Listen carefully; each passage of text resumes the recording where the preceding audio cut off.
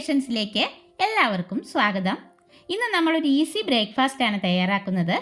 Oats വെച്ചിട്ട് ഹെൽത്തിയും ടേസ്റ്റിയുമായ instant ദോശയാണ് നമ്മളിന്ന് ഉണ്ടാക്കാൻ പോകുന്നത്. ബ്രേക്ക്ഫാസ്റ്റായിട്ട് മാത്രമല്ല ഡിന്നറായിട്ടും കഴിക്കാൻ പറ്റിയ നല്ലൊരു ദോശയാണ് കേട്ടോ ഇത്. അപ്പോൾ വളരെ എളുപ്പത്തിൽ തയ്യാറാക്കിയെടുക്കാൻ പറ്റുന്ന ഈ ദോശ എങ്ങനെയാണ് ഉണ്ടാക്കുന്നതെന്ന് നോക്കാം. അതിനായി ഒരു ബൗളിലേക്ക് 1 കപ്പ് ഓട്സ് ഇട്ട് കൊടുക്കാം. ഇതിലേക്ക് നമ്മൾ ഒരു 3 ടേബിൾ സ്പൂൺ റവ കൂടി ചേർത്തിട്ട് 1.25 കപ്പ് വെള്ളം ഒഴിച്ച് ഒരു 10 മിനിറ്റ് കുതിരാനായി വയ്ക്കാം.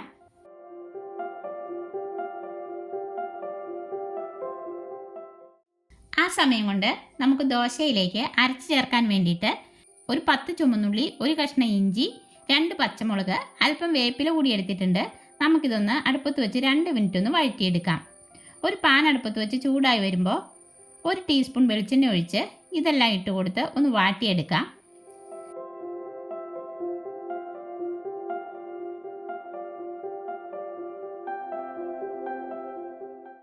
ഇതൊന്ന് വാടി വന്നിട്ടുണ്ട്. ഇനി ഇത് ഫ്ലെയിം ഓഫ് ചെയ്ത് വേറൊരു പ്ലേറ്റിലേക്ക് മാറ്റി കൊടുക്കാം. നമ്മുടെ ഓട്സും റവയും നല്ലപോലെ കുതിർന്ന് വന്നിട്ടുണ്ട്. ഇനി ഇത് മിക്സി ജാറിലേക്ക് ഇട്ട് കൊടുത്ത് നന്നായി അരച്ചെടുക്കണം.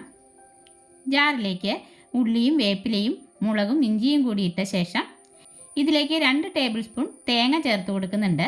തേങ്ങ വേണ്ടാത്തവർക്ക് ഒഴിവാക്കാം കേട്ടോ. പിന്നെ ഒരു 1/4 ടീസ്പൂൺ നല്ല ജീരകം കൂടി ചേർത്ത് ഇത് അരയാനുള്ള വെള്ളം കൂടി ഒഴിച്ച് നമുക്കിത് നല്ലപോലെ അരച്ചെടുക്കാം. നമ്മളിതൊന്ന് ജസ്റ്റ് കറക്കി എടുത്തിട്ടുണ്ട്. ഇതിപ്പോൾ വെള്ളം കുറവാണ്. അല്പം വെള്ളം കൂടി ഒഴിച്ച് ഇതിനാവശ്യമായ ഒരു 1/2 ടീസ്പൂൺ ഉപ്പ് കൂടി ചേർത്ത് നല്ലപോലെ അരച്ചെടുക്കാം.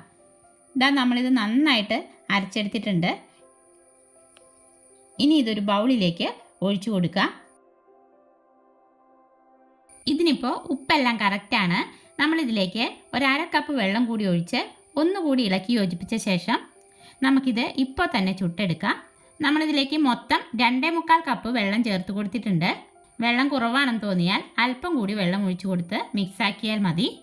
ഒരുപാട് തിക്കായിട്ടിരുന്നാൽ ദോശ മൊരിഞ്ഞ് കിട്ടില്ല. ഇനി ഒരു പാൻ അടുപ്പത്ത് വെച്ച് ചൂടായി വരുമ്പോൾ ഒരു തവി മാവ് ഒഴിച്ച് ചുറ്റിച്ചു കൊടുക്കാം. ഒന്ന് മൊരിഞ്ഞു വരുമ്പോൾ മുകളിലായി അല്പം വെളിച്ചെണ്ണയോ നെയ്യോ ഒന്ന് തൂകി കൊടുക്കാം. ഒരു വശം മൊരിഞ്ഞു വന്നിട്ടുണ്ട്. ഇനി നമുക്കിത് മറിച്ചിട്ട് കൊടുക്കാം. 2 വശവും മൊരിഞ്ഞു വരുമ്പോൾ നമുക്കിത് എടുക്കാം. ബാക്കി ദോശ കൂടി നമുക്കിതുപോലെ ചുട്ടെടുക്കാം.